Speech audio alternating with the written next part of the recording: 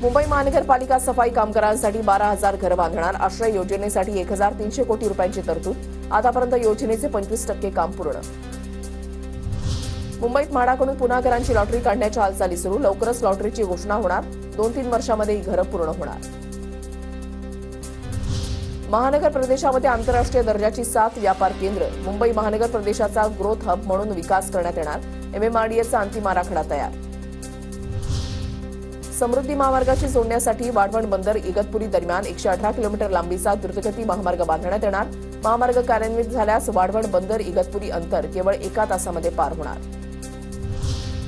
माघी गणेशोत्सवातील पीओपीच्या मोठ्या गणेश मूर्ती विसर्जनावर अचानक बंदी. पोलीस आणि गणेश भक्तांमध्ये वाद.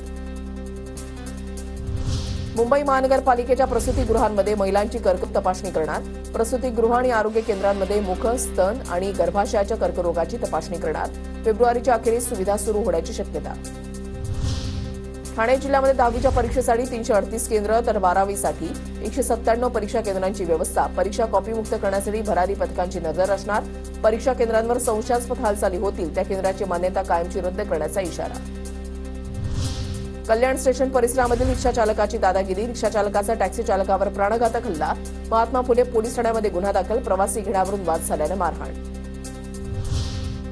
कल्याण रेल्वे तिकीट काउंटरवर प्रवाशांची लूट. प्रवाशांकडून प्रत्येकी 30 रुपये अतिरिक्त शुल्क घेत असल्याचा व्हिडिओ व्हायरल. प्रवाशाच्या विरोधानंतर कर्मचाऱ्यानं चुकून झालं असं सांगत पैसे परत केले. कारवाईची मागणी.